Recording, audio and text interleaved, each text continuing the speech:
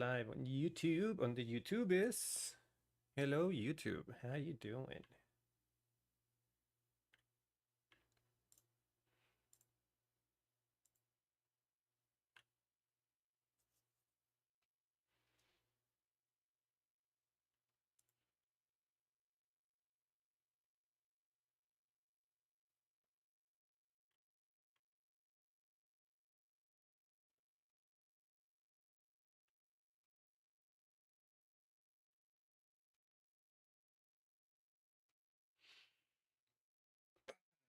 I fixed the thing that I couldn't fix on Wednesday.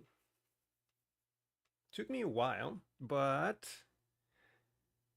just to walk you through the whole process. First, I didn't know that there was a page where you can manually download packages for Linux because dumb me, in an effort to get the latest, shiniest distro for Ubuntu, I chose 2025.4, and the package that PHP 8.4 wanted is not yet available for that distro. It was actually a newer version, but PHP 8.4 does not support that newer version, so it was a problem. I had to go into this page, look for libzip.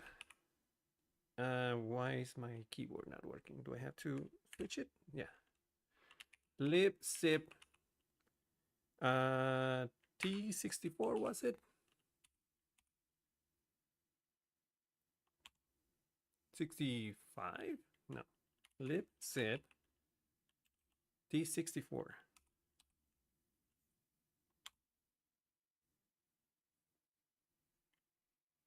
No?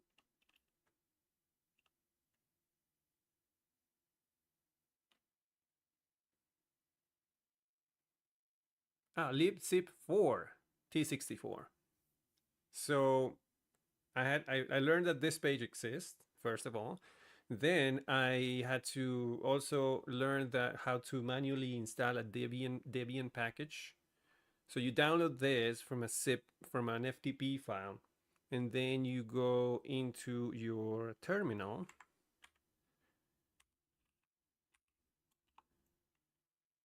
and run, what was it, the command? The package dash E, no, the package dash I. That's not the one.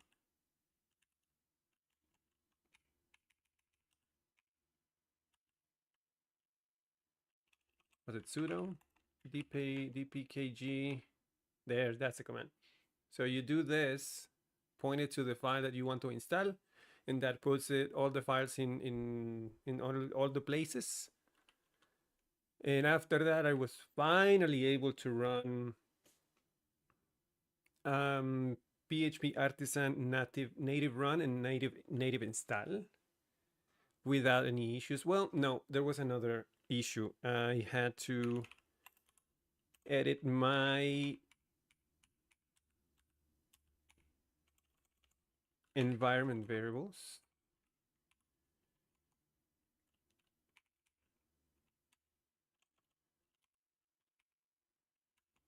Oh, come on. CSHRC. And I don't know if you can see it. Let me see if I can make this bigger.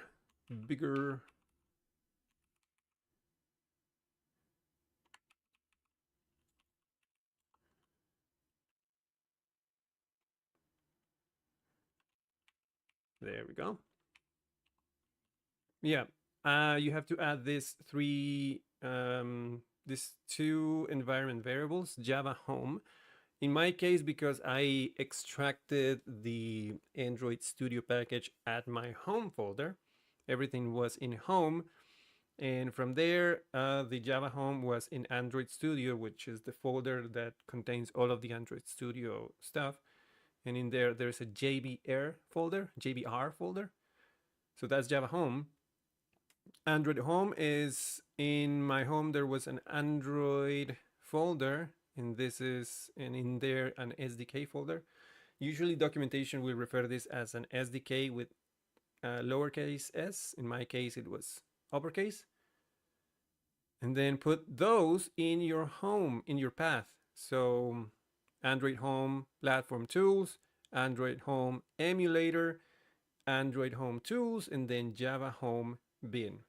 With all of those in, I was then able to do native install, no issues. And then I can do PHP artisan native run.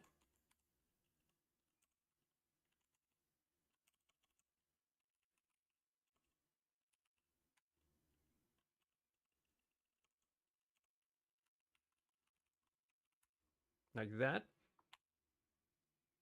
Choose debug. There's my phone, and then it launches. It was off screen. I gotta say, this thing runs awesomely fast on Linux, like ridiculously fast.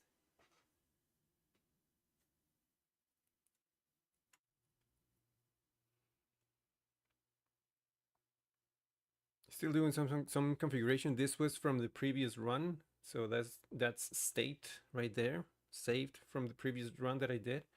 But it's gonna be done compiling in a second, and then it's gonna just open it in the emulator, and we have a native Laravel application running on Linux.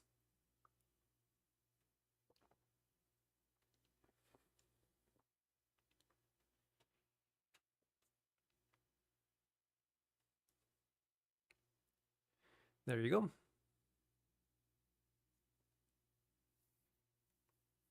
So that means we can just move on to other stuff. Now that I know that this is working, we can just put it aside for the time being, because what I want to start with is the admin panel. We're going to start with the admin panel. We're going to add it. We're going to build it piece by piece. We're going to use the requirements document that we have already. We're going to feed that into Claudio code, and we're going to build the entire admin panel one step at a time.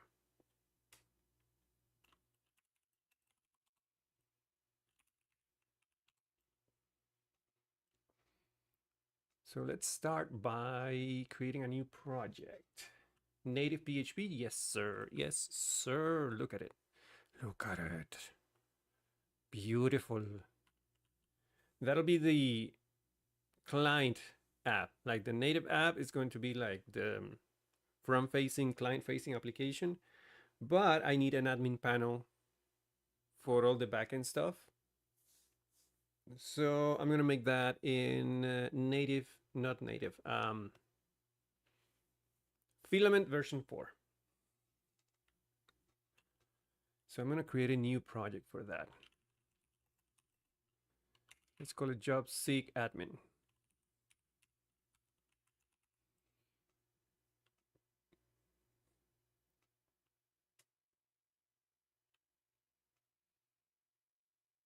Or just job seek, since this is gonna translate into jobseek.test, and then we add the admin at the end. And the other one, the app, is going to be jobseek-app.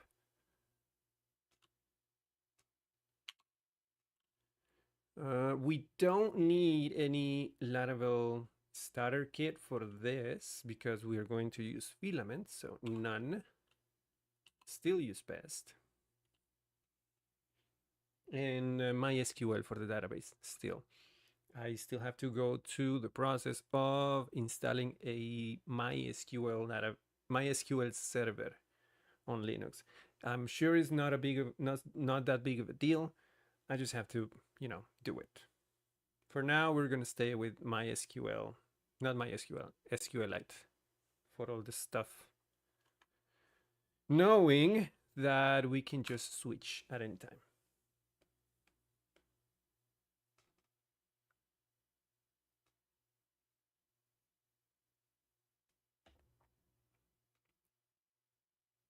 Yep. The stream is now paused for ads. Little break for the ads over there while the project is being created.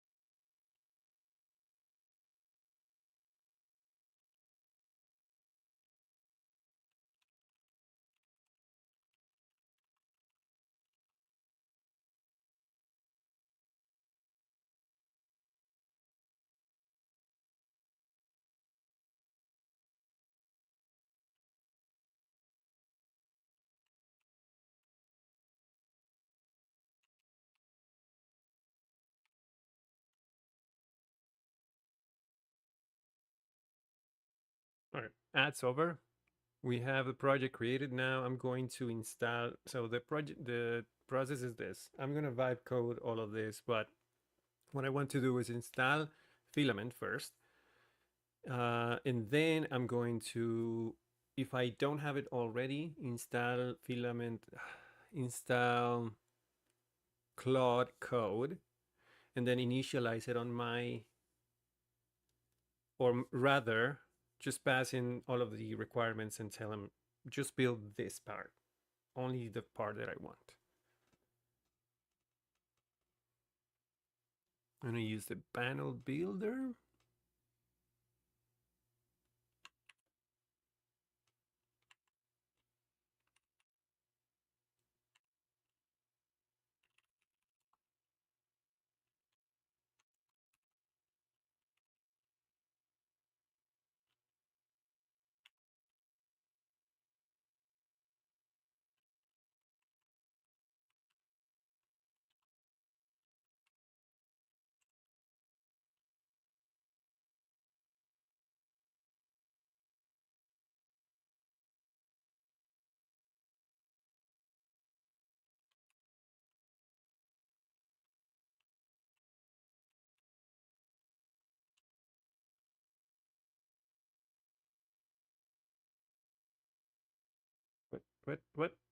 What happened?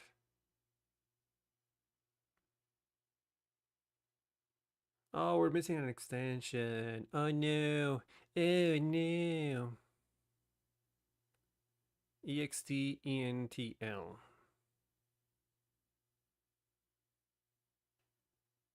PHP's ENTL extension. Okay.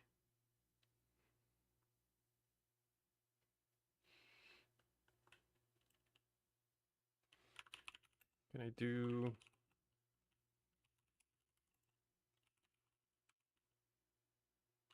First of all, am I in PHP version 4? I hope so. Yeah. Um,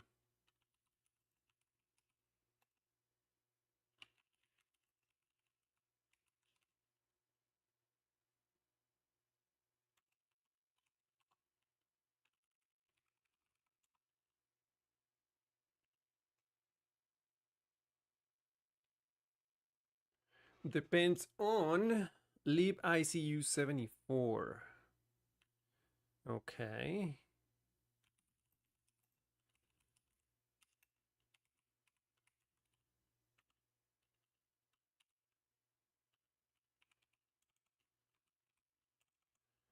Is the mouse not in the right place? ICU 74.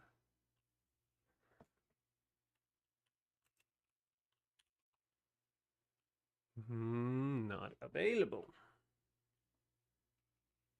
We're gonna have to go through the same process now that I know that it exists. Let's see if we can do this. Libicu 74.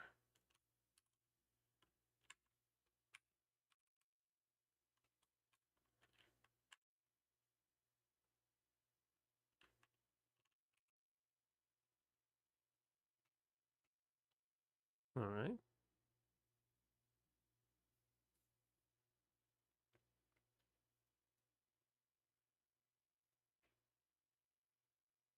We want the AMD 64.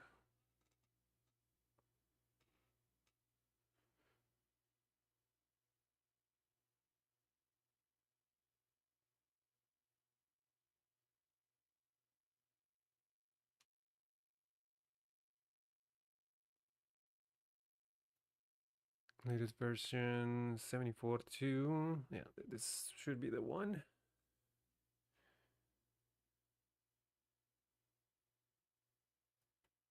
Where's the download?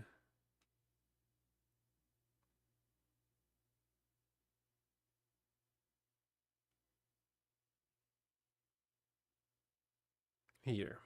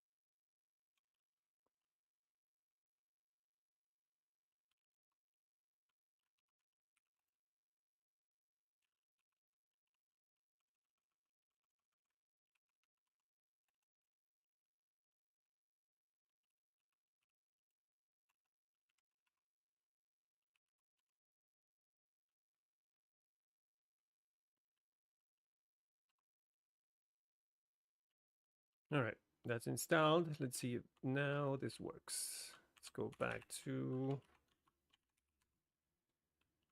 the job seek folder. And yeah, let's try.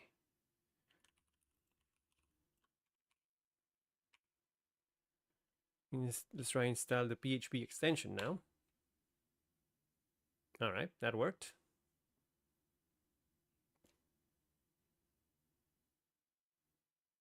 All right, now we try again with composer require.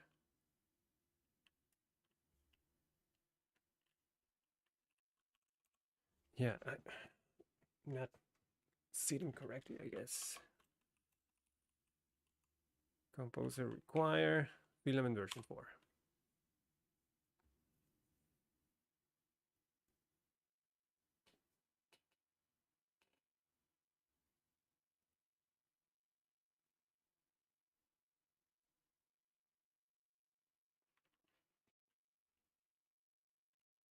All right, that worked fine. Then the next command is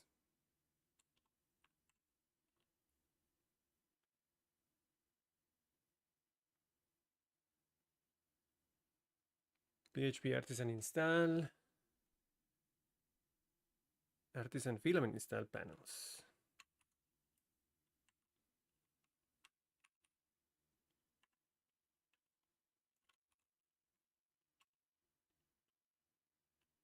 Panel ID is going to be admin. I don't care.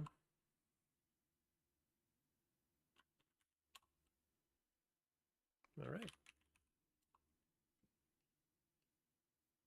This means we should be able to say job seek dot test slash admin. We should see the login page. We don't have a user yet. Let's create one.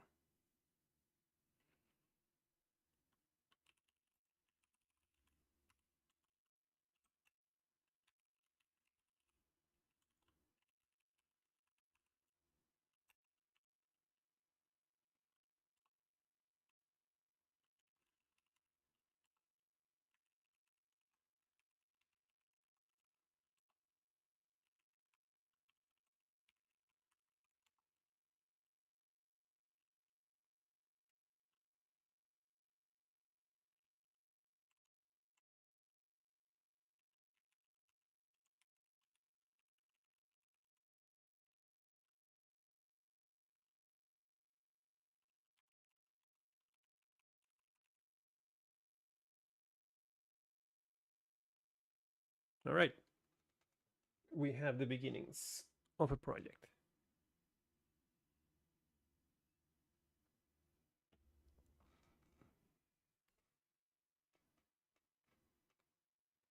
And now, oh, we need Laravel boost. We need a boost.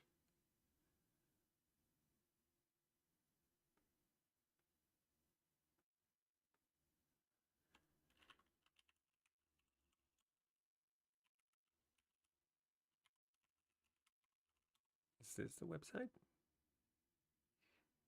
Yeah. Oh, yeah. We do composer require.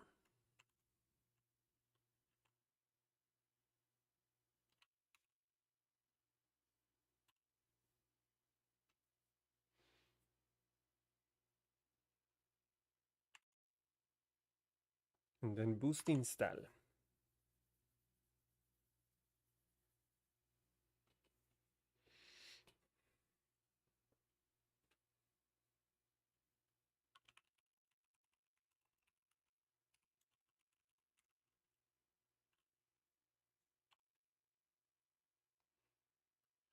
We're going to use Claude with PHP Storm.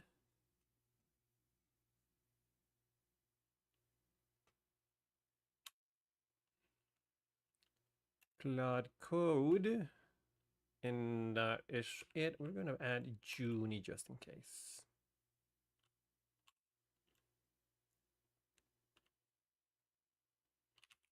Perfect. Enjoy the boost.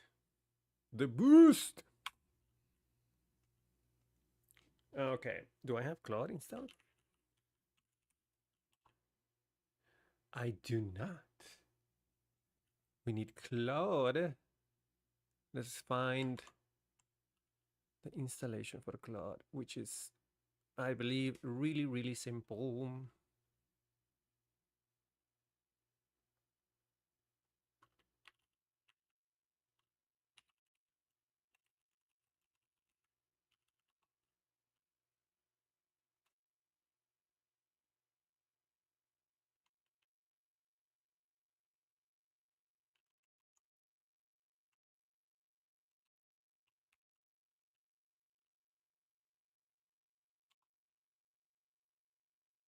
We don't have npm. Oh shit. Oh shit. Oh shit. Oh shit.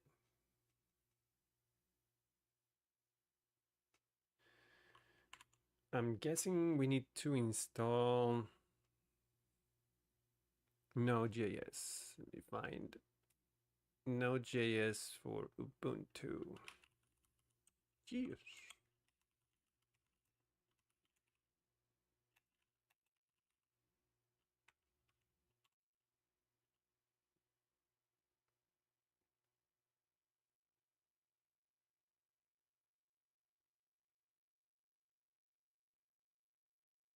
Okay.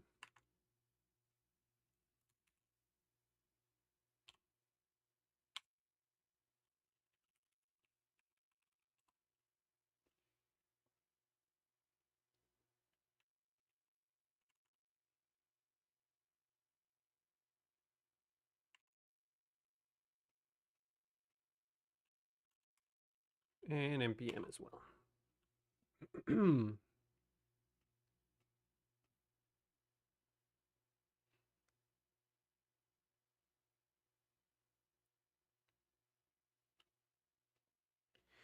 Ubuntu? Hi, not me, don't worry.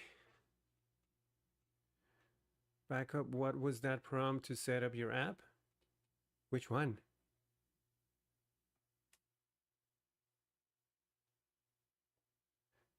All I've done so far was Laravel new, install filament, and then the boost. Oh, that's Laravel. That is Laravel boost. Do you know? Do you not know about Laravel boost? Go ahead and look boost.laravel.com. You don't, PHP man? Basically, Laravel Boost is a set of MCP tools that enable Cloud Code or any, I think the only supported AI agents right now are Cloud Code or Cursor. But that basically gives the AI agent access to a bunch of tools, Laravel related, including access to the latest documentation. It gives the AI guidelines on how to write new code in your project. Creates a guidelines file for your project based on what you have installed on your composer.json file. So the AI has a lot more information to work on your project and create code that is compliant with the latest version of Laravel, Filament 4, Tailwind CSS, Pest, etc. Livewire. So a bunch of tools to aid the AI to create better code. It is the whole reason why I jumped into the vibe coding train.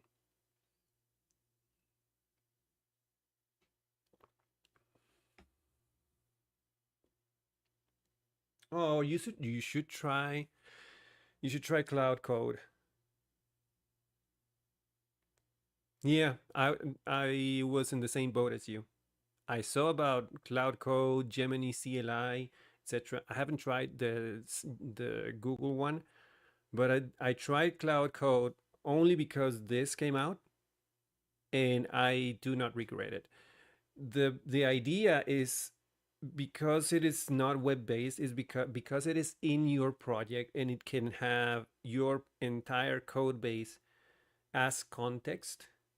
That's a good thing because it can read your code and analyze it and create plans for what it's about to change, or it can write code for you in your project. You can review the code before it goes in, before the edit makes it into your code base. And what else? Yeah, and the tools that Laravel Boost gives, it's just awesome.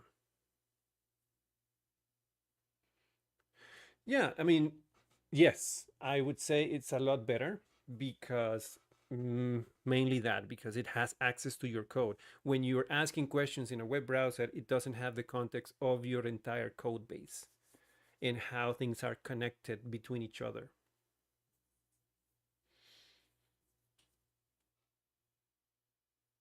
I've used it not only in Laravel but also legacy PHP projects. And when you do that, let me see if I can install it and give you an example. Uh,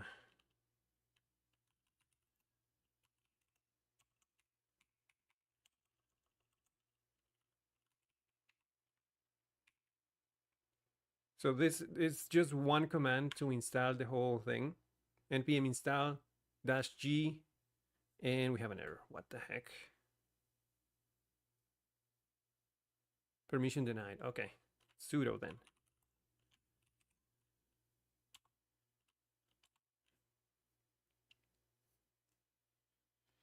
And when you want to when you want to use Claude on a project, in the root folder, you just do Claude to start the CLI interface, and then you do /init.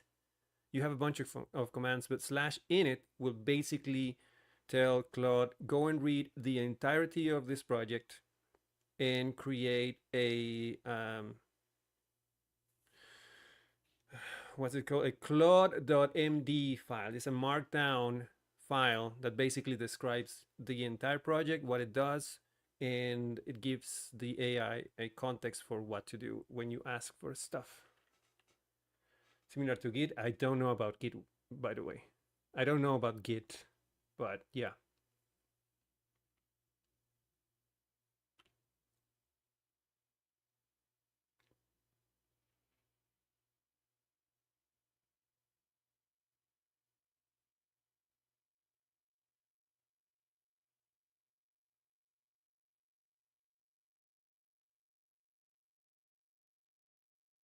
Yeah, getting it, same idea, except getting it just gives, yeah, I guess.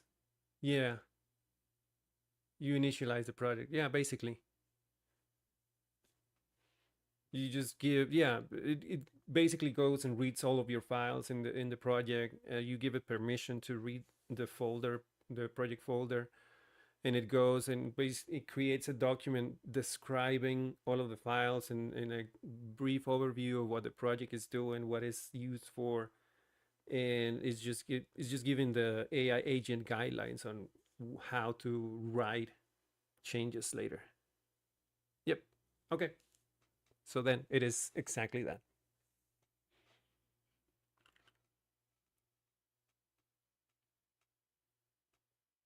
Correct. We have Claude. Now I just need to do. All right, let's start.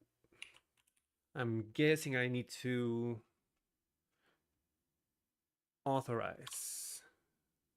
Welcome to Cloud Code.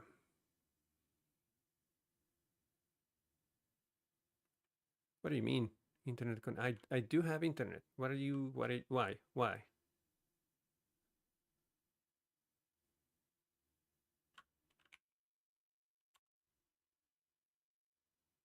Oh, there it is. Okay. How expensive does this one get? I'm only paying for the monthly subscription right now. So I don't know how much do you spend by using just the API access. I do know that I pay for $20 a month right now for the Pro version. And the Pro version does have limitation of the amount of use that you can do, like tokens, etc. I haven't. I only ran out of tokens once, and it's because it gives you basically 5 hours of just asking stuff straight up. And at the 5 hour limit, you have to wait an hour, and then you have more access. So 5 hours a day mostly, but you can do a lot in very little time. So it doesn't feel like limiting when you pay monthly. You can pay up to 100. I think the next tier is like $100 a month for the max. And like I said, I don't know how much you would pay for just API access. I haven't tried that yet, but yeah, you can go up to, I think there is another tier after $100, but I'm not sure how much that is. You have the Chat GPT Pro? Yeah, okay. So it's basically around the same. $20. I think that's the standard. Configuration. Let's do dark mode. Yes. No, I don't think you can. I mean, you would have to. No, no, no, no. I don't think that's a concern. First of all, if you use the API access, you can set limitations about how much you can use. You can set a dead limit about on how much you can use it. So you want, for example, you say I don't want to use it more than $100. You know this. I'm sure Chat GPT has the same thing. Or you just pay for a monthly subscription. If you are going to heavily use it, like really really use it, the max access should give you enough. I know that. I don't know if you know Shane Rosenthal from Native PHP. He basically uses Cloud Code like extensively, and he pays for the max license, so $100. So it's not like you're gonna run into $1 million bill using it. No, it's very very difficult to do that.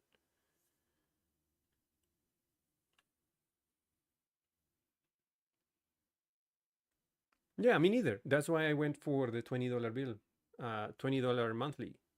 That I can justify for myself. And like I said, me running out of usage or using all of my access, was basically me just using it from morning until like 3 p.m. in the afternoon, like constantly, just making changes, making adjustments, making pull requests, etc. I just opened one session at 8 a.m., used it throughout the day, and at around 3 p.m. it said, okay, you don't have access anymore. You have to wait an hour, and my access would reset, and you can use it for another 5 hours. But that was me using it, like really pushing it. I think a $20 bill should be fair enough.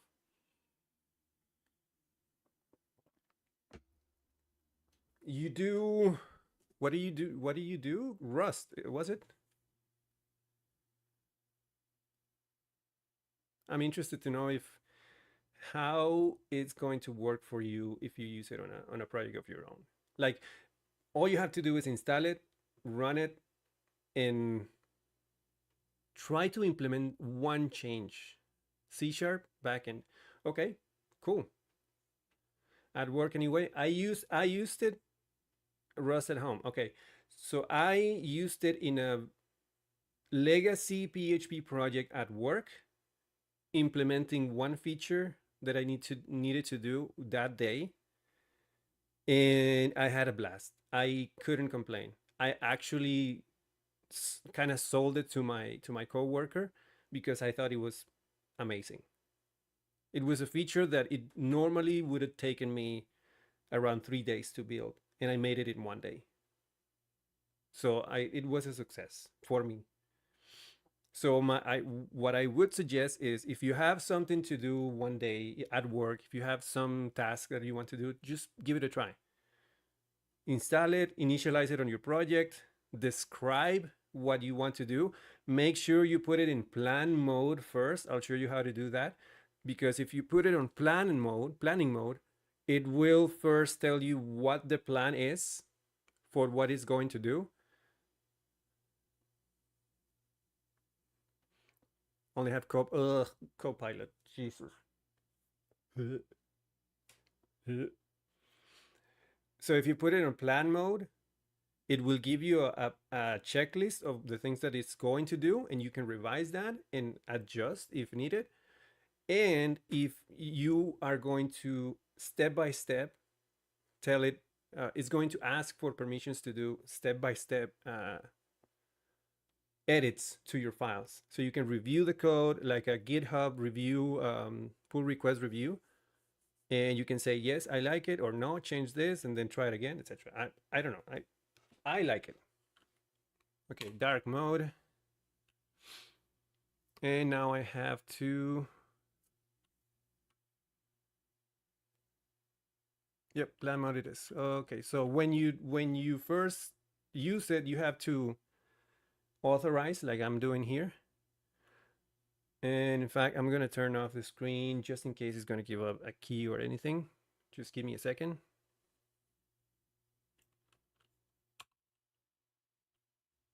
It opens a browser for you that looks like this. And then you authorize in browser.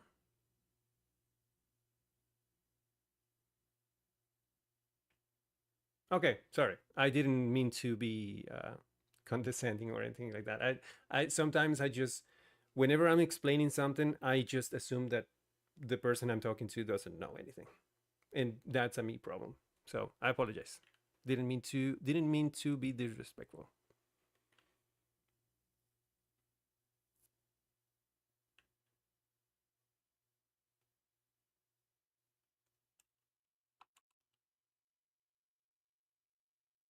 Okay.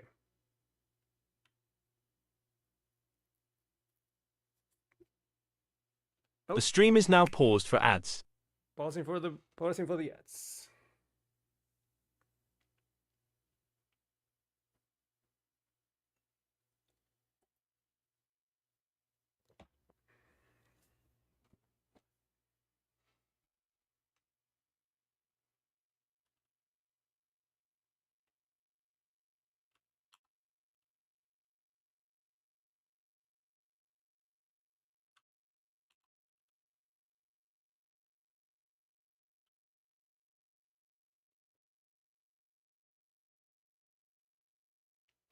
Nope, I'm not using ghosting.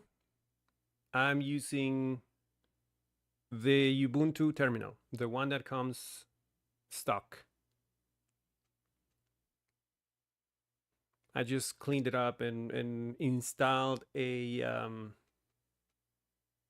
the Capuchin theme.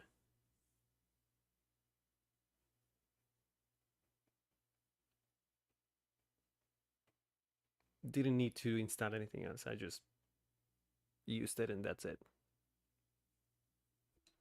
I did change the colors though. That's the one thing I always do.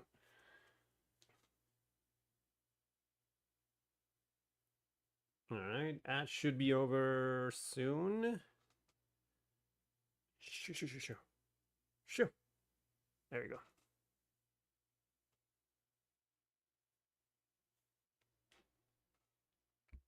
Yeah, I think the terminal that comes with the stock terminal is just good enough. I don't need anything else for what I use it for. All right, so here is where we start. So let's choose one feature from the PRD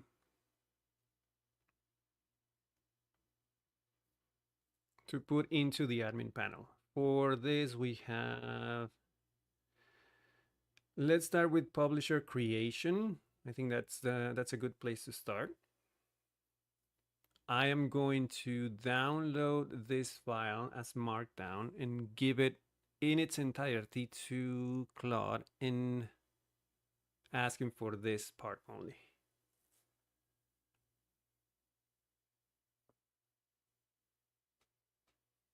New shell. I don't know about that one.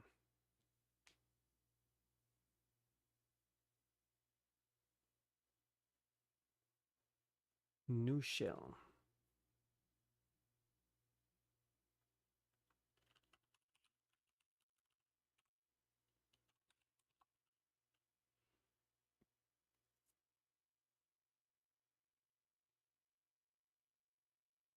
Oh, really?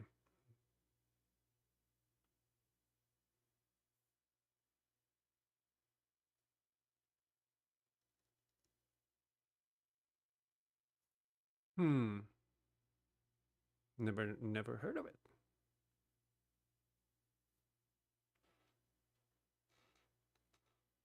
Can I download this?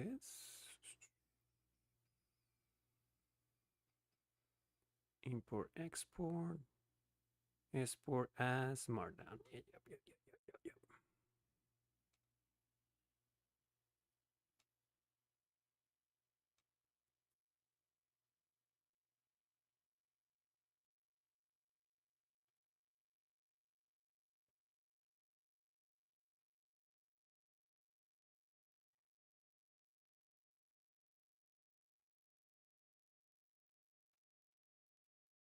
I'll take a look at it. Yeah. All right, so I'm just gonna drag and drop this file here.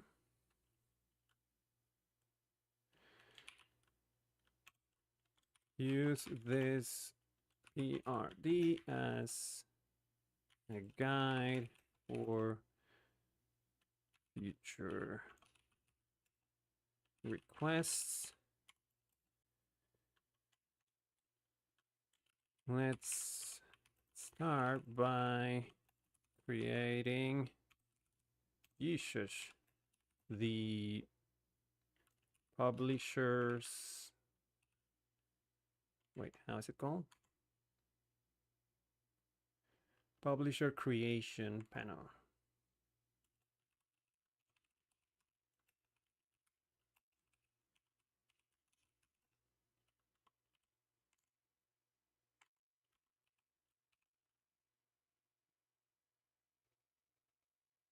Drag and drop in the terminal. Yeah. You can drag any document, picture, or anything else that you want to input into your prompt. It's probably going to ask me if he can read the downloads folder.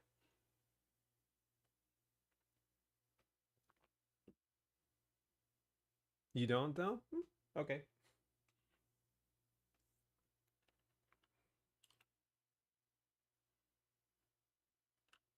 Ah, I see. Got it.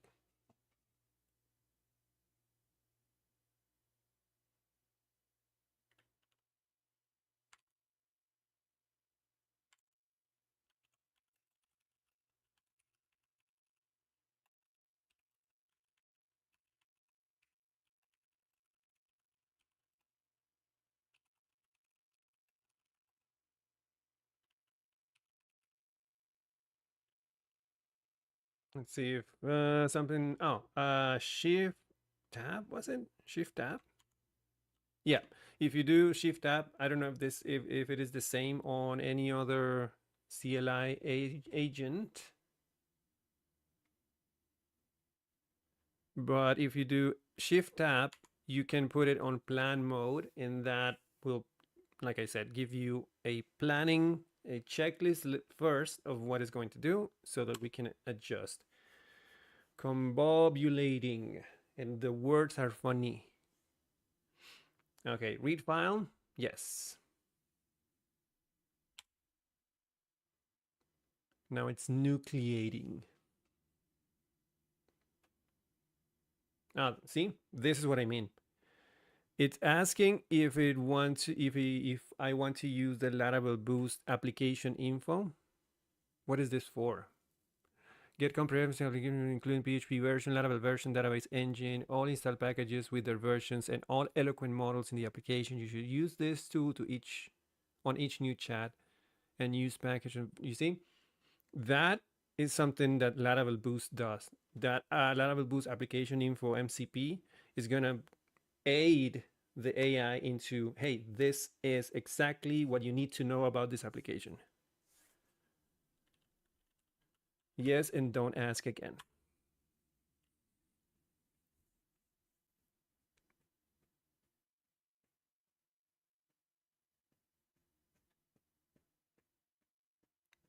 Another MCP, another Laravel Boost info, list artisan commands, so that it knows what are the artisan commands available for this project, including the filament ones.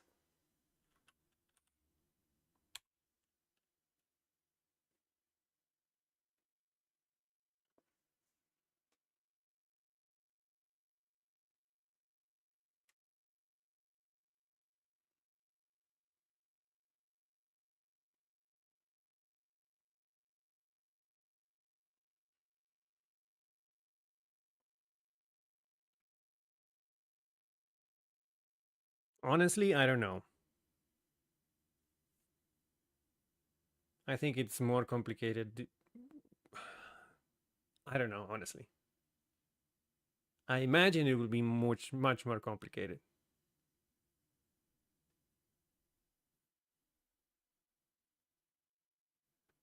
Probably. There's got to be more to it in all of these MCP tools. I could prompt for do you want to install, right? Yes, I think so.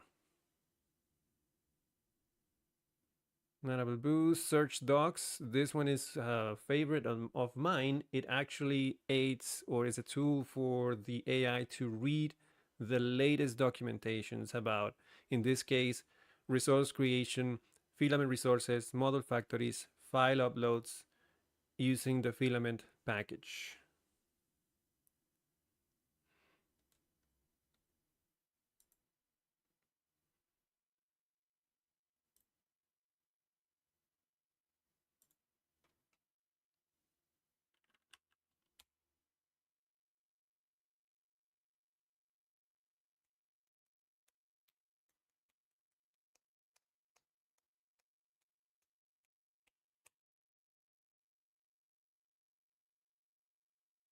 All right. Let me see that implementation plan. There's all of the tokens being used, 1,000 tokens on just that plan. I suppose that's fine. About to replace me? Me as well, buddy. All right, let's read through this real quick. Here's the Claude's plan. Publisher overview, create a comprehensive publisher management system in Filament version 4 based on section 3.2.1 of the PRD, including CRUD operations, file uploads, and proper validation. Database model. We have an ID, name, email, website, logo, status, and timestamps.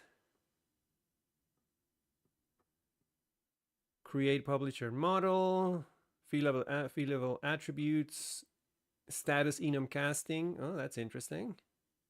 For the status active and inactive, it's going to use enums for that. Validation rules, factory for testing. Nice, nice. Create a publisher factory and seeder for development and testing. Resource creation for filament.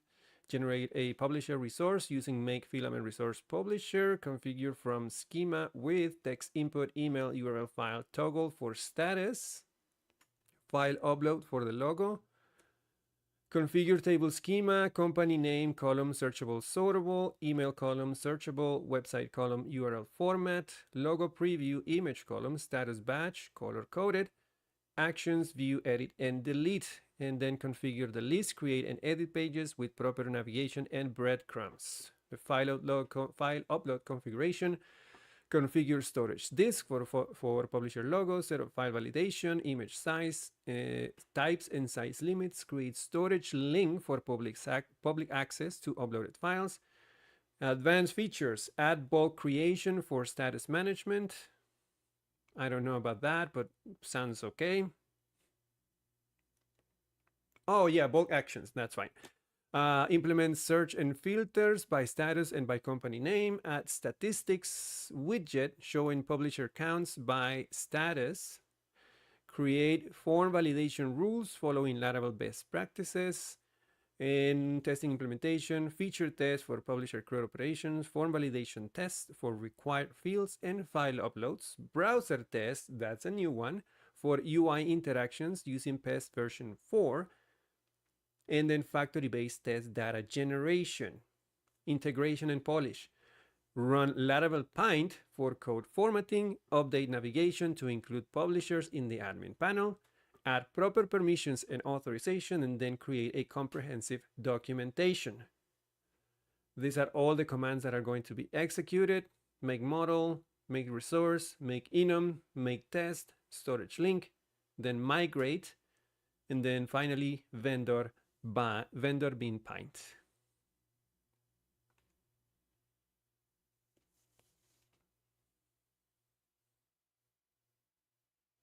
When you test, do you do mocks or create testDB? I usually go with mocks. Wait, mocks. Okay. For the database, I usually use SQLite, the in-memory database. That's what I've been doing lately. I don't know if this is going to do the same though. There is a testing plan. I didn't read anything about the testing configuration. We'll see how it goes. We can just change it if we want to. Now, at this point, you can either auto accept all of the edits, which I would not recommend. So you create a temp SQLite DB for testing and then delete it. Yeah, basically it doesn't even do that. It just creates the database in memory. Like doesn't even create a file. Every time a test runs, it creates an in-memory version of the database using all of the migrations. And then when the test is over, the database memory just goes away. In memory, yeah. I'm going to manually approve all the edits. I'm picky about that.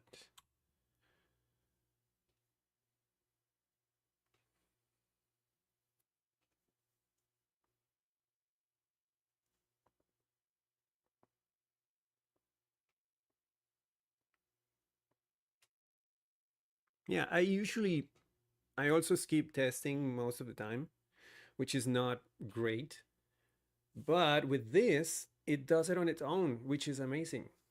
It just thinks about the testing plan and testing strategy on its own. And just as far as I've seen so far with Laravel projects using PES4, no notes. Make model, yes, and don't ask again for model commands. Those look good.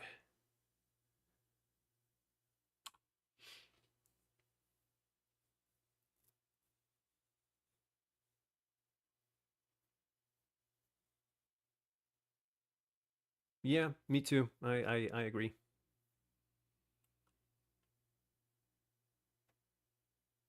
I'm interested in seeing what comes out for the browser testing because browser testing is it's kind of new for Pest, like this year. I want to see how that looks.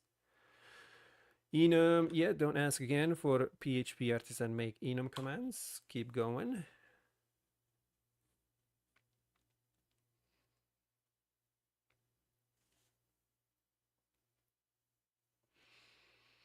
Let me see that publisher table, name, email, unique, website nullable, logo nullable, status default active. All right, looks good.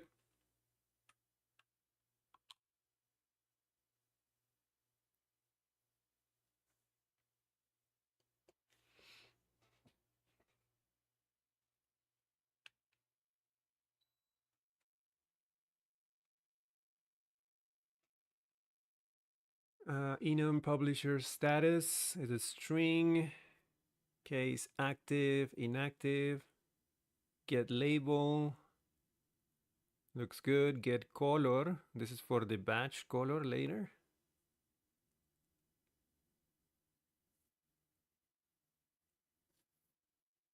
It has, how long ago have you not touched PHP?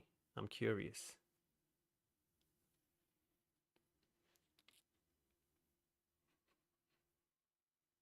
Because if the answer is more than 5 years, you would be amazed of all the things that PHP can do now.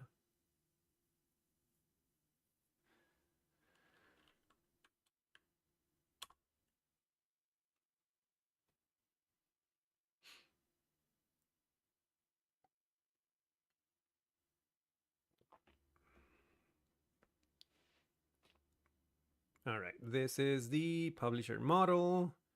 We have the enum.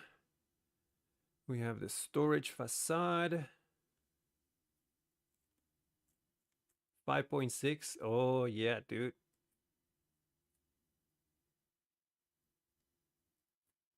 Yeah, jumping in now, a version 8.4. Dude, day and night difference. And with Laravel on top of that, amazing. It's such a great developer experience that I cannot recommend it enough. Honestly, it's like a a breath of fresh air when you sit down and you start coding with PHP and Laravel. It was already great. Yeah, same with me. Same with me. From there, I went to all of the other stuff like front end and stuff like that. But dude, it is. If you jump in now, it's. I would be amazed if you don't keep doing. If you just do it once and don't do it again, it's like you. It feels so good. I don't know. I don't even know how to describe it. But yeah, do give it a try. Do give it a try. Fillable fields. That looks good. We have a cast to return the enum class for the status column. That's good. And then we have a get logo URL attribute, which returns either if this is a logo, return the storage URL. Otherwise, it returns no.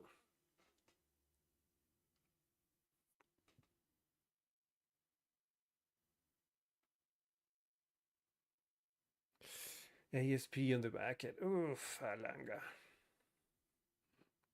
No, I get it. I get it. It pays the bills. So totally doable, totally fine. Nothing wrong with that. Take it up as a hobby at least, or if you want to.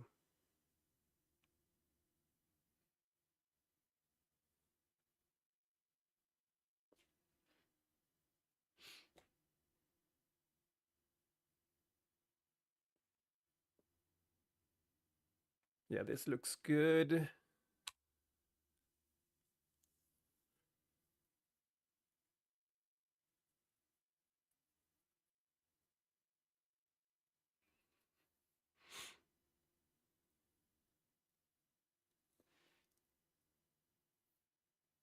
Interesting. I haven't. I guess I'm in the other side of the spectrum of this. I'm in the opposite of where you are. You didn't use PHP. You haven't used PHP in years. I'm in the same boat, but with .NET. I used it, but back when it was bad, and never touched it again. So I'm probably gonna be also surprised if I started using it now. I have done stuff with C sharp though, but that was more using that was using I was doing some game stuff, creating learning to create video games, and it was the Unity. I was using the Unity engine, and I was doing C sharp.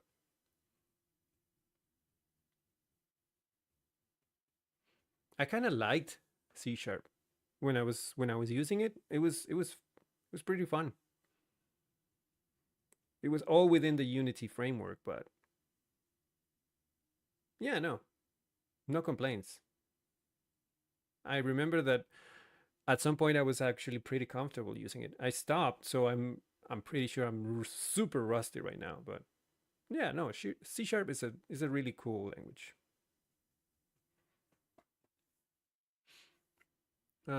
Definition. What is this? Publisher factory. Okay. Fake company, fake unique company email, fake optional URL, null for the logo, random element for active or inactive. Okay, that looks good.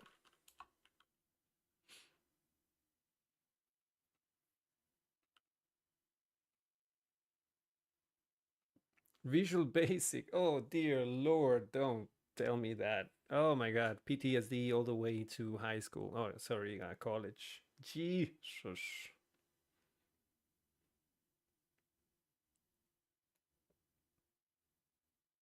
I know.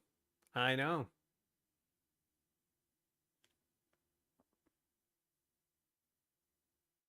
Ah, jeez. No. No.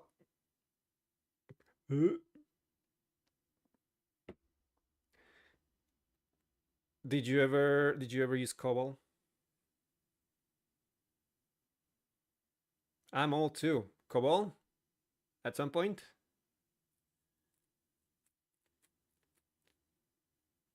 You have not? Aha, beat you to it. I actually had to do COBOL in college. There was a whole class using, I think it was programmatic languages or something. Yeah, me too. Intel uses it very very in depth, like very it's very deeply.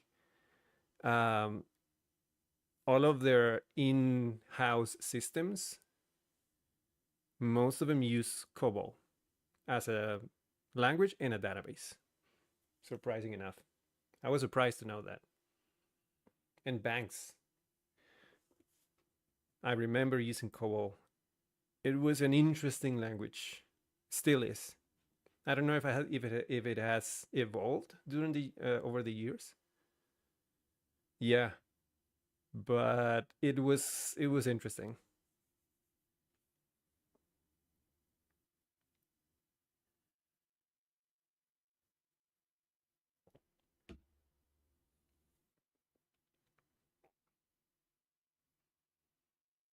Yeah,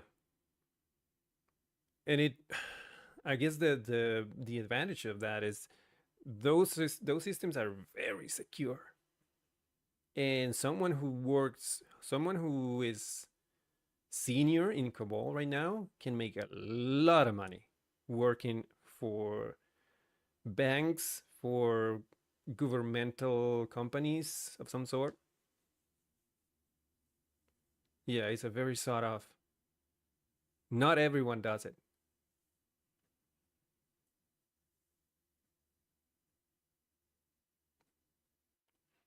A tape drive. Really? That's interesting.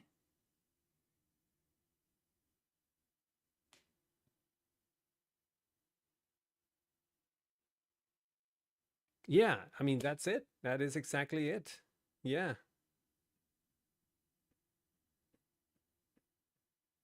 All of those jobs, because of how ingrained that kind of systems are in all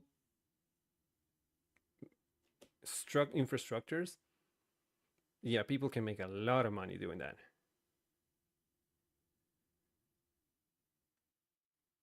And then just consulting over it because someone has to teach someone else to do it. Definitely very, very lucrative area.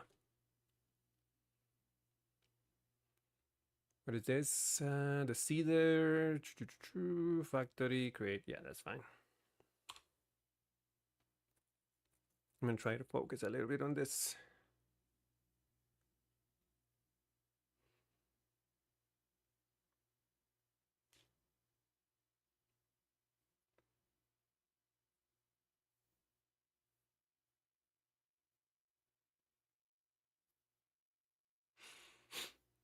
Make resource generate no interaction. That's fine. Don't ask again for this kind of command.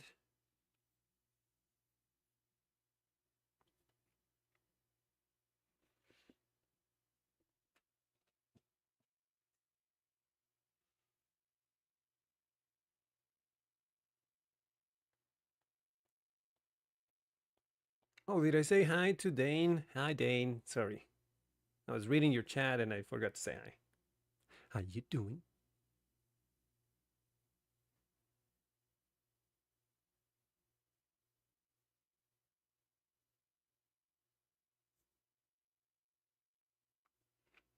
All right, this is our first resource. Let me check.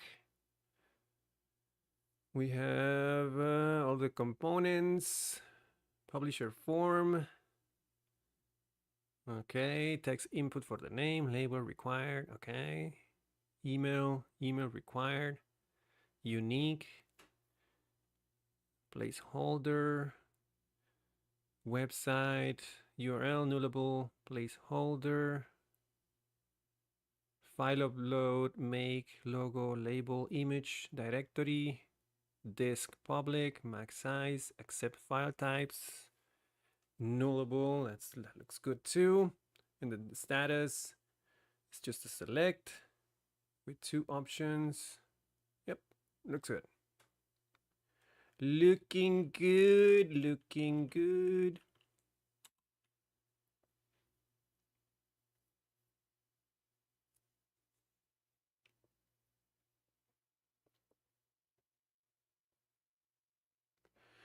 I have been enjoying the Linux change. Yeah, I am slowly but surely switching to Linux for my main drive daily.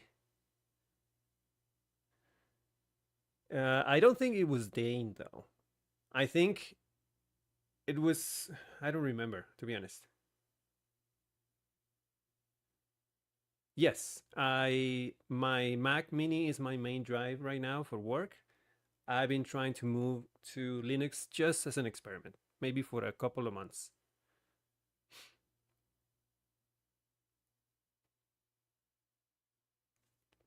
Publisher stable. The stream is now paused for ads. Oh, we have a break.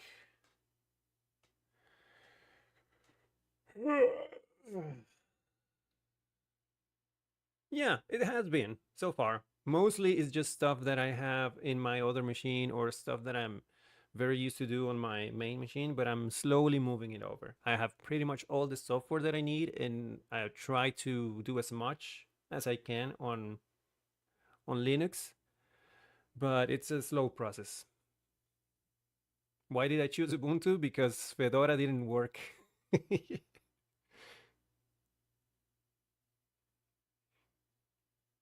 I tried Fedora, KDE Plasma, But I guess the Valet Linux, I wanted to use Valet for my environment because we don't have herd on Linux, Laravel herd. So for some reason, Valet did not play well with um, with Fedora and the Fedora package manager because they just couldn't talk to each other. I guess might have been a me problem. I don't know, but I just couldn't make it to work.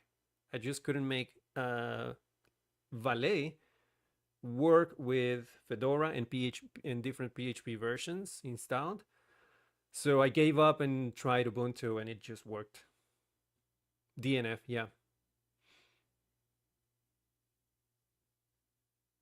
I tried. So it might have been a me problem again, but what I tried was I used DNF to install all of the PHP versions. I went for 7.4, 8.1, and 8.4. I'm fine with that, honestly. So I installed all of the PHP FPM versions. That worked fine. I had a little command so I can switch versions on the CLI. Then I tried to install Valet Linux, and it just couldn't find the FPM configuration files, no matter what I did.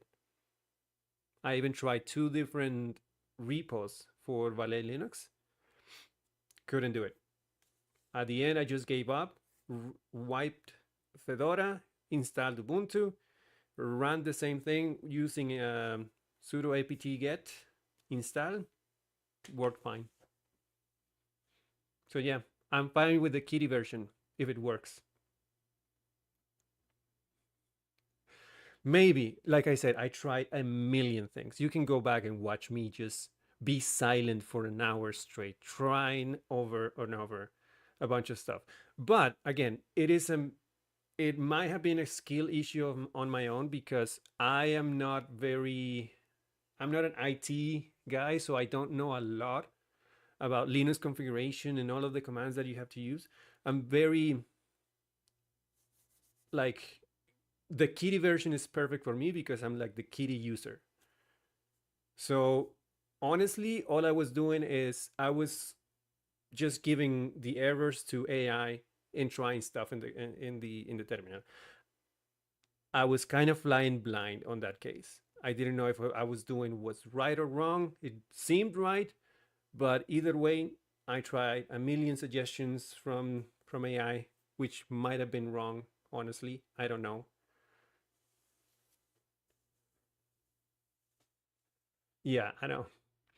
So yeah, at the end, I spent a day trying to make it work, gave up, used Ubuntu, and it just worked, and I was happy with that. Oh yeah, I'm a Mac guy. I use everything. I have a Windows machine, but that's mainly for gaming and streaming. I have my work machine, which is a Mac, and now I want that to be my Linux machine.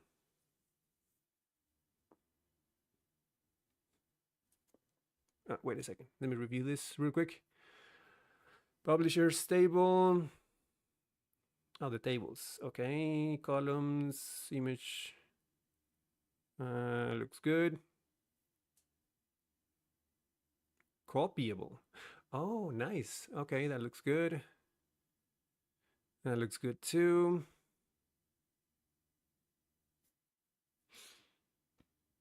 Yeah. Format state using. Oh, cool, cool, cool, cool, cool, cool. Get label from the enum. It's a batch. Nice, nice. And then the filters. Publisher status active. Okay. Active, inactive. View action, edit action, and then a bulk action to activate or deactivate in bulk.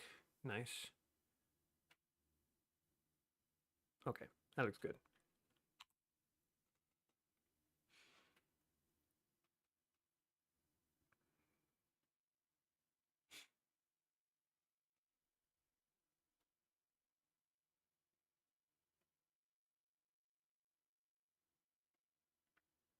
I do remember that Ubuntu has been by far my most used distro back when it was Debian as well. I think that's what I used for work on my first or second work, my first or second job. I used to use Linux pretty much exclusively. Then I moved to Windows on my third job, and then yeah, Mac ever since.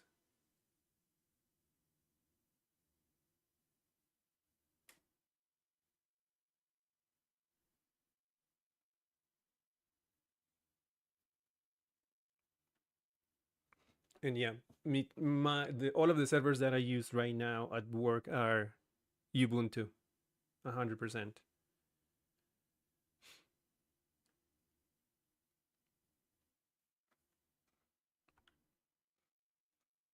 Publish a resource. Okay.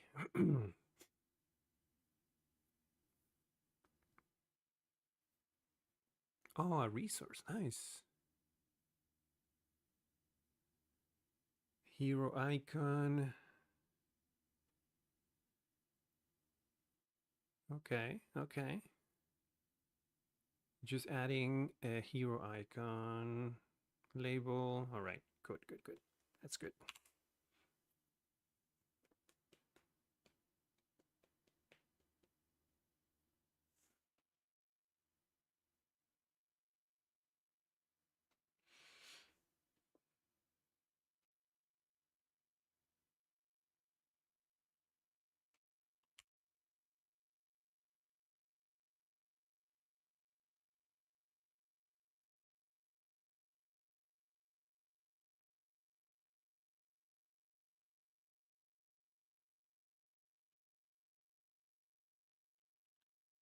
Run the migrations. Yes.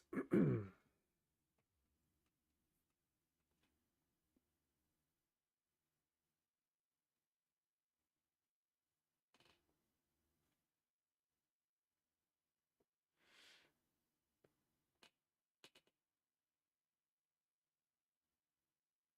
right, now we're on to the testings. Make test for publisher resource, no interaction. Yeah, go ahead.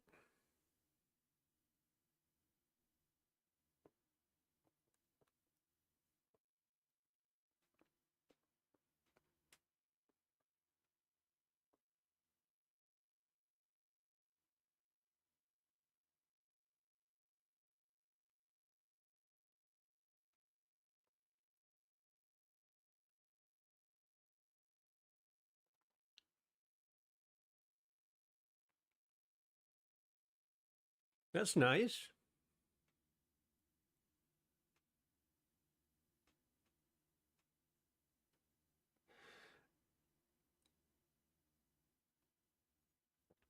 I think there is one command that does that right now on the Laravel documentation.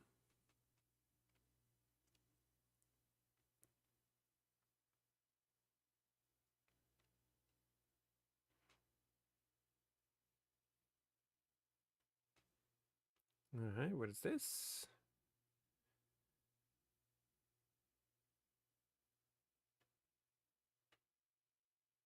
Oh, these are the tests. Let me see. List, publisher list page. It can render a page. That's nice. That's that. Okay. It can list publishers. Creates 5 of them. Assert table can assert can see table records. That looks good. Can search publishers by name. All right. Filter publisher by status. Filter table. All right. Can bulk activate publishers. Can render a page. This is the create page. Can create a publisher. validates required fields, validates email format, validates unique email.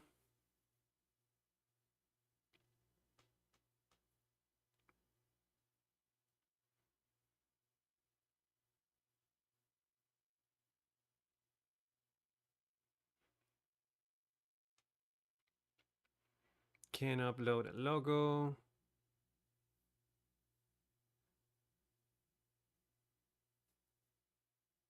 Yeah, I think that looks good. Go ahead.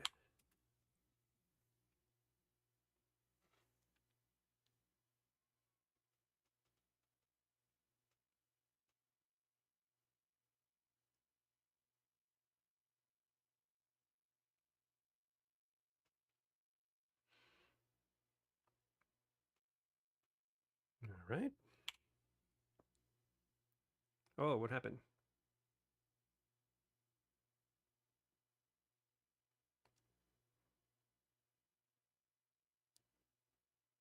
Everything failed. Why?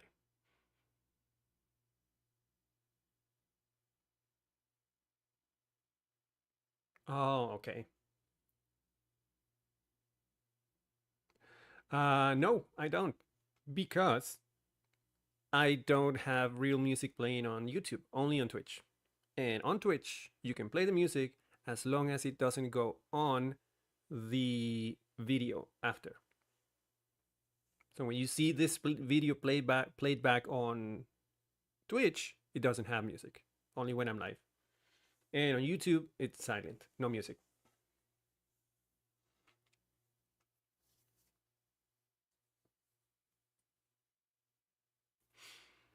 So it tried to run all of the tests, failed, and figured out that it was because it wasn't using the refresh database trait. Good.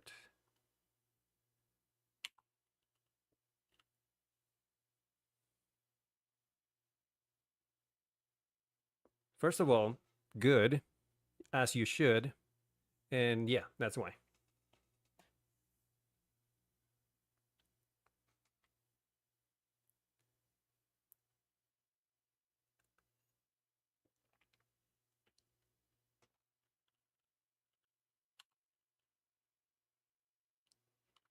Failed again.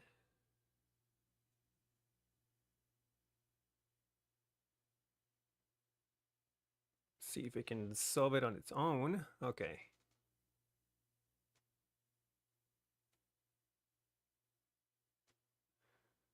Instead of doing liveware test list publisher class, it's doing component liveware test list publisher class, and for each publishers are public component src. Okay. Interesting approach.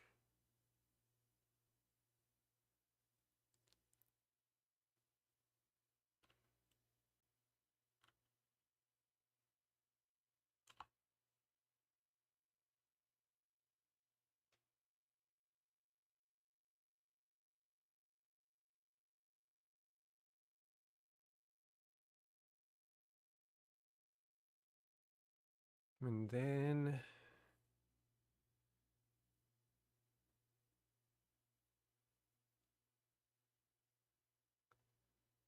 okay.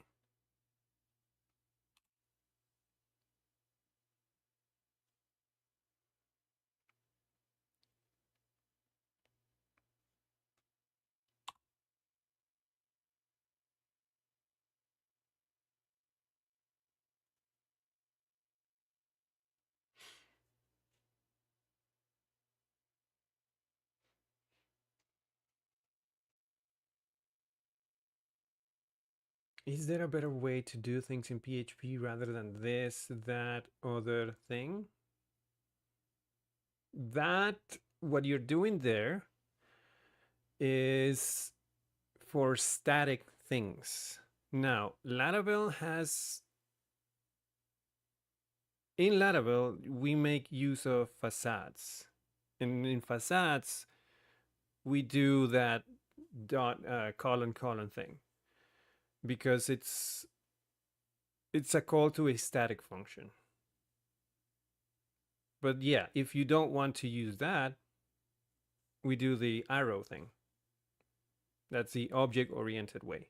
So it'll be this arrow and whatever. So for static stuff, yeah, you can do arrows if you want. Yeah, Laravel use this because it's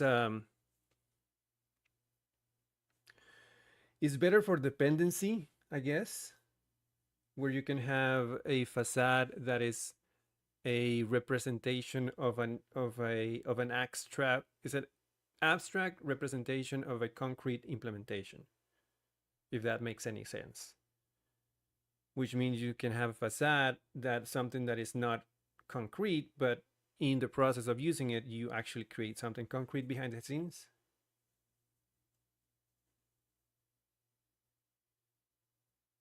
Oh, okay, got it.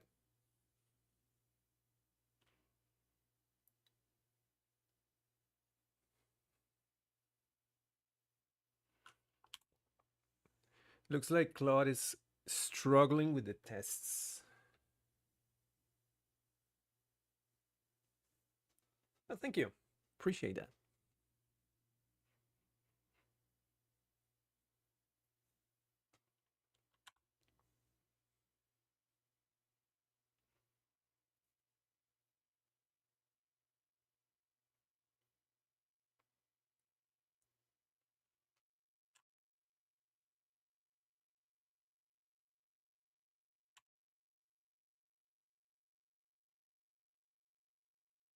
Hmm.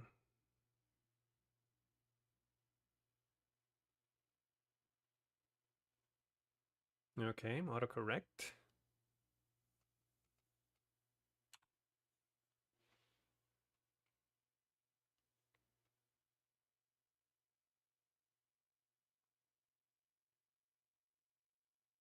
Oh, just remove it. Bug actions testing needs specific setup, but core functionality works in UI. Okay, so it's just gonna give up on the bug testing. I don't really care.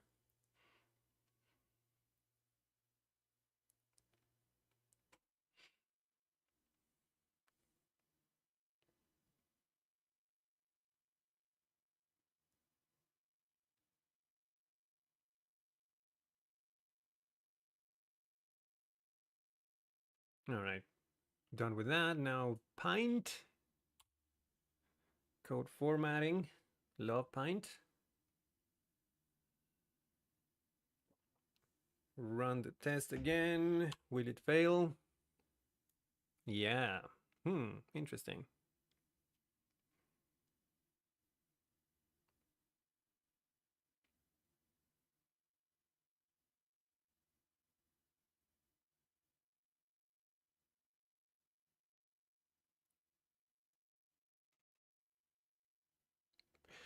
The core functionality is working well. 13 out of 14 tests pass with just one minor issue with table loading in tests. Let me mark the final to do as completed and create some seed data to demonstrate the functionality. Let me create some sample.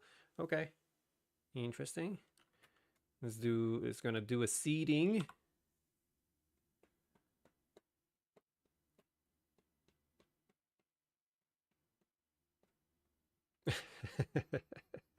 Probably. I mean, if you can, you should.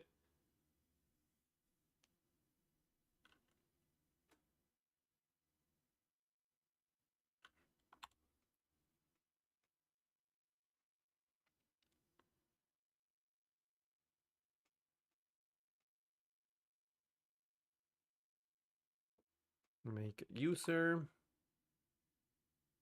Hmm.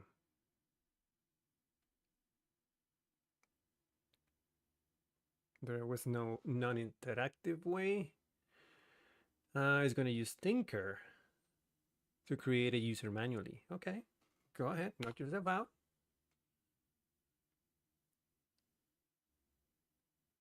Try to use PHP Artisan filament make user, but that one doesn't have a non-interactive way of doing it, so it's going to use Tinker instead to create the user manually.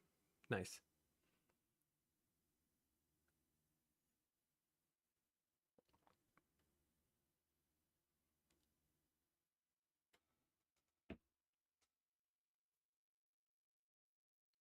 Done. And that probably happens, not me. because you're doing it in web.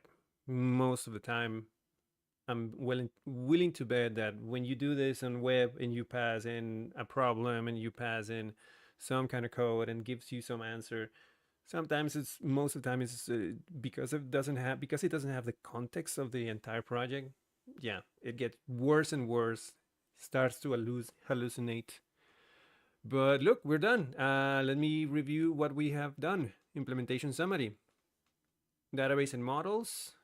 Yeah, filament version for resource with a form schema, table management, a rich table with logo preview, clickable web links that open in new tabs, and all the stuff. Comprehensive testing with feature test, form validation, file upload, search and filter functionalities, file upload configuration, storage link created for public access, and a PRD compliance section. All requirements from section 3.2.1 have been implemented, ready to use. Sample data, seeded 10 publishers, admin at jobseek.com with password. He created a new user. There was already a user, but he created a new one. Admin at jobseek.com, accessible at admin. Let's go ahead and test it. Let's go ahead and try it. So supposedly, I can now go to here. Let's see if it shows. Yeah, there it is, publishers. Since I was logged in, images are not working. Funny enough, it defaults to active, so we have filters in place. We have nice little links, copyable columns, and badges for the status. Nice. Let me figure out what's going on with the images.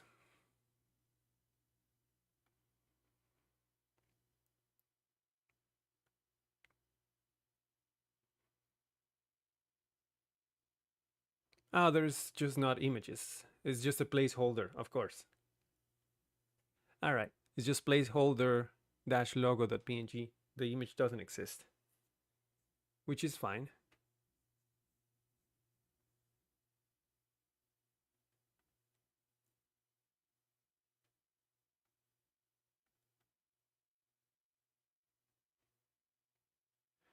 If we do edit, let me see. Yeah, default layout. We can play around with this, but we can even drag and drop a logo here. We have update.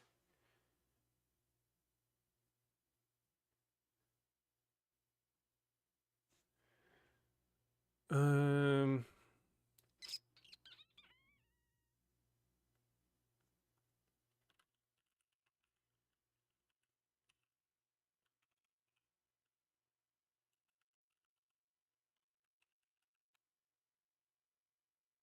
yeah, no, I know. Don't worry about it.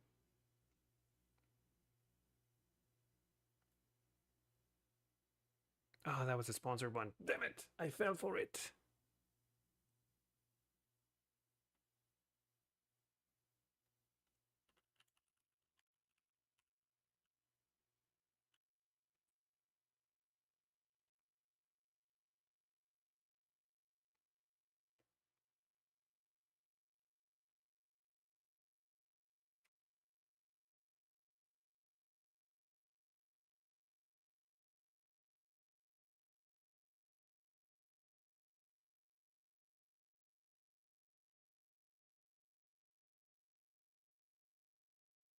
I like this one.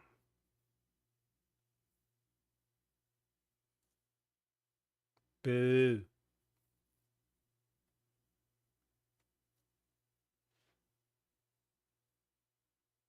Oh, okay. Thanks.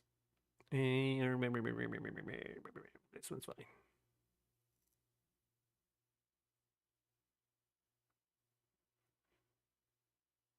Boo. Boo.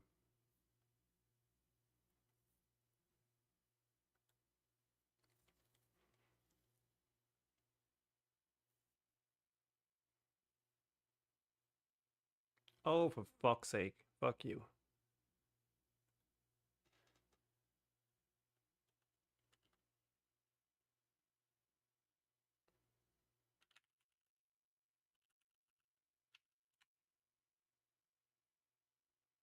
Ah, again, fucking shit.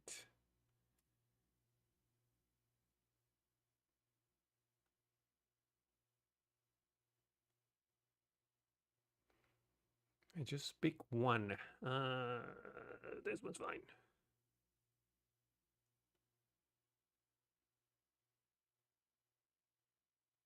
I'm trying. I'm trying. Did it download? No. PNG. There it is.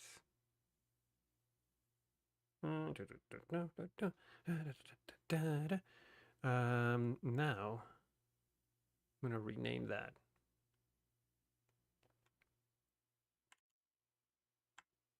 What was the file name?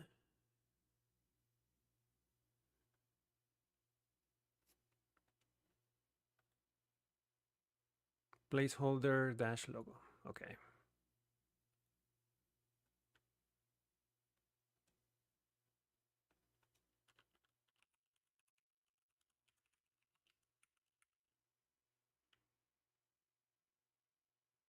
And let's put it in sites.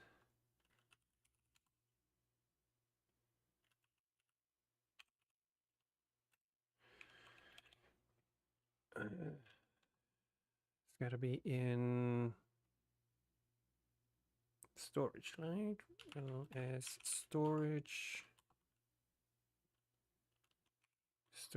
app public. Yeah, so move.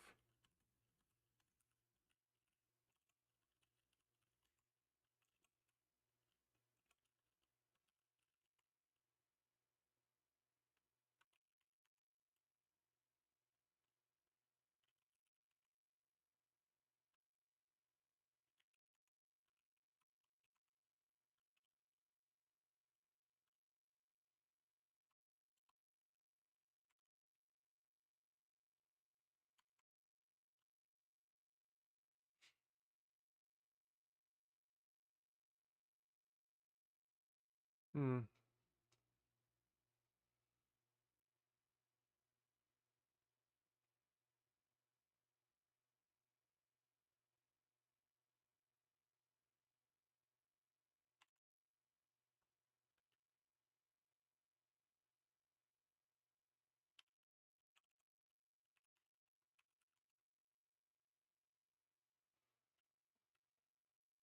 Yeah, it could be. SVG could be better. Right now, I just want to see the image displayed. Storage app public. There's got to be maybe another folder called images.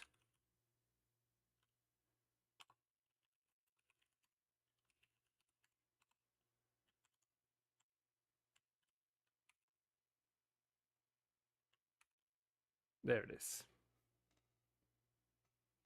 It stores the web root. When working with images, again, I'm going to assume no knowledge. When working with images, The stream is now paused for ads. I'm gonna wait for the break for the ad. Just 1 second. The answer is yes, but there is a longer explanation.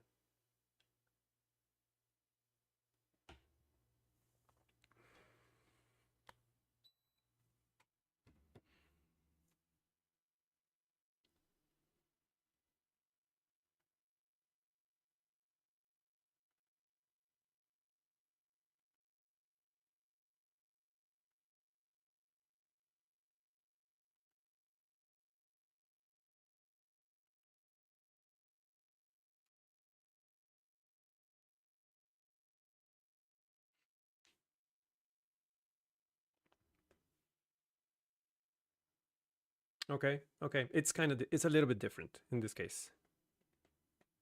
because of the access, the way that Laravel handles the web access to the application.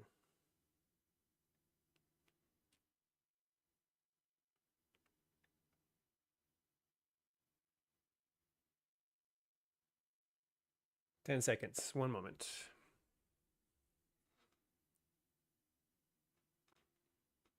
That is the detail. What is served? What is served? All right, sure. The way that the request is served in Laravel, basically the root of the project, what is served is everything that is in the public folder, essentially. This is what it's served and serves as a web root for the request.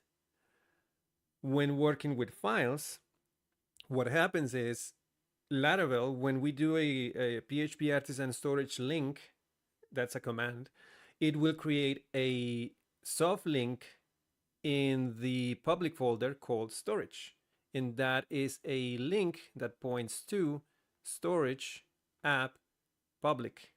So anything that is in here, it is reflected in the storage folder in the web root, which is public. And what I did, and what this was looking for, is the web root and then an images folder. A symbolic link, that's correct. What did I say? Soft link?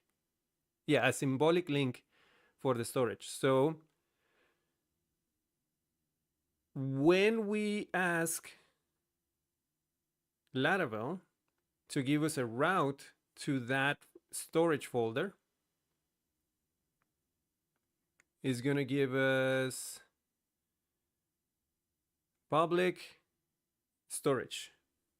So everything in public storage is treated as being the root. So that I just created an images folder in there in the actual storage folder and put the image there. And that will make this address here, root images and then placeholder, work perfectly.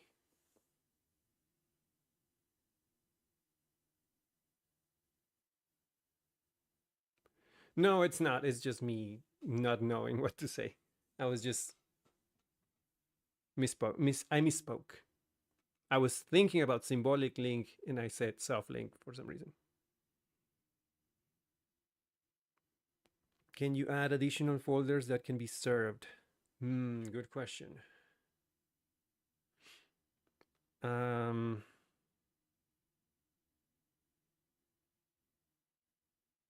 Not as a web root per se, but I think for images and static content, I think you could.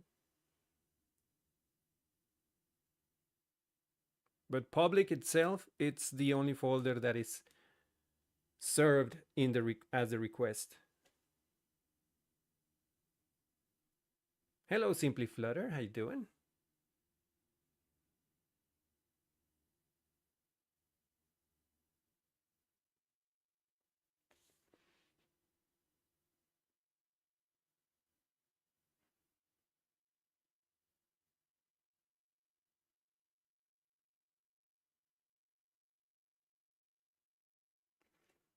The way that I'm reading it is www root is the same as public in this scenario.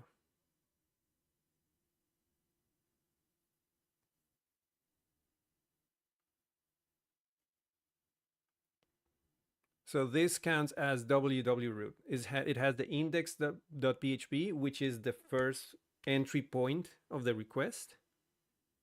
And from there, everything straps up.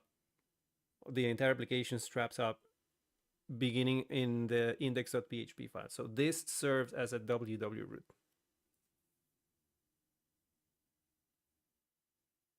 But for static, yeah, you can put as many folders as you want here.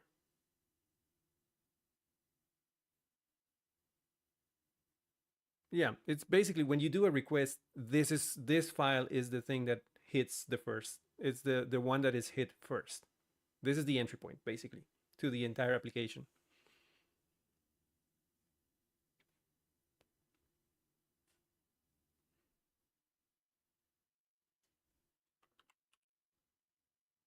Ah, I did it again. God damn it. I don't know why this command exists.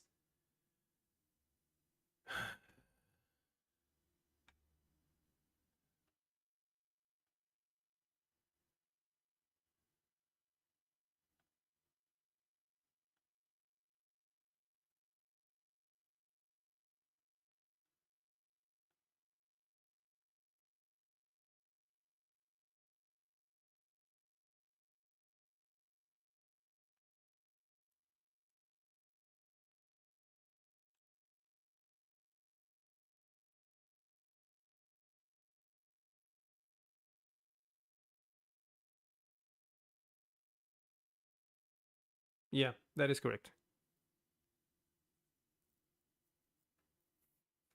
Everything in that folder is served. Yeah.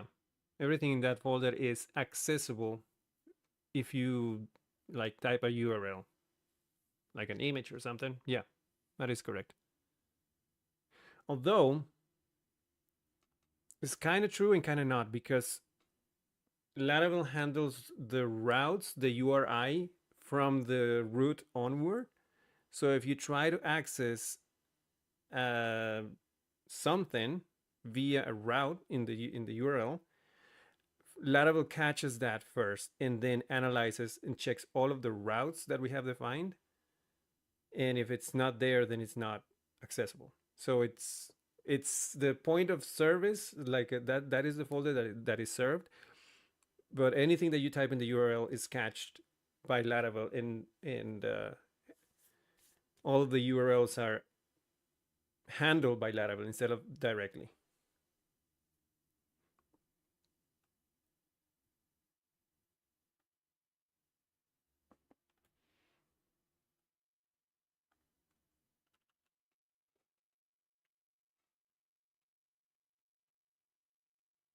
Yeah.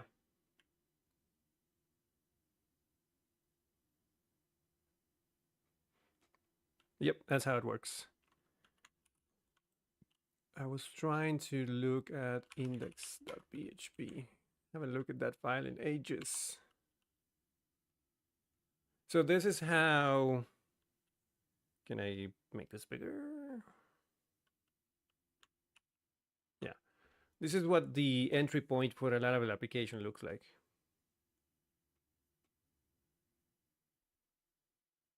Autoload and then Bootstrap app. This is the main entry point too. This is where everything begins. All right. Yeah. And I'm guessing most of model view controller frameworks work the same way as well.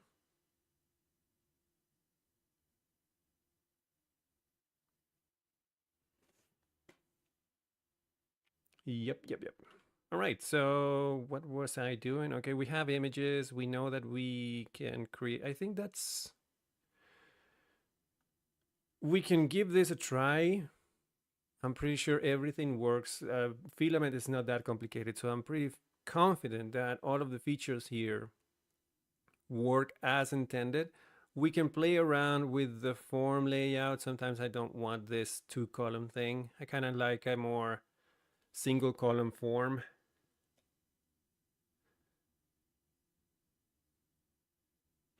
If you want to, not really though.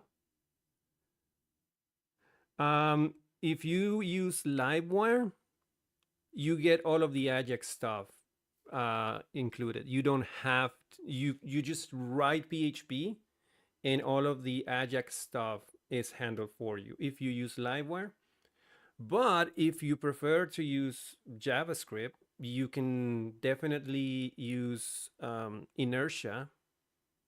So it's basically a bridge between your PHP code and your Vue.js component, and it sits in between of those, and it makes a lot of the Ajax fetch and the redirections and many other stuff just easy to communicate between each other.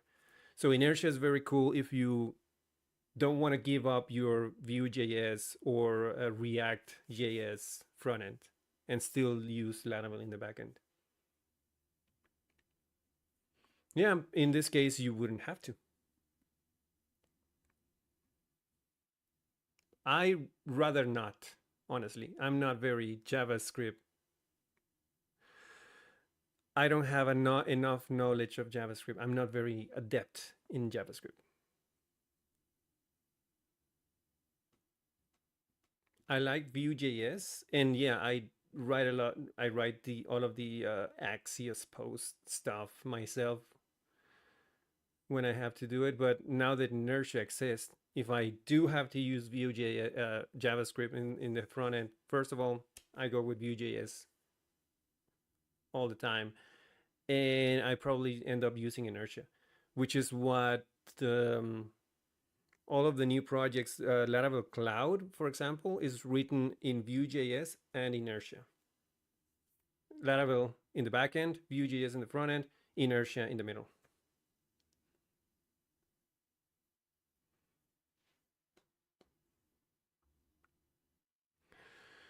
Okay, I would rather turn this into a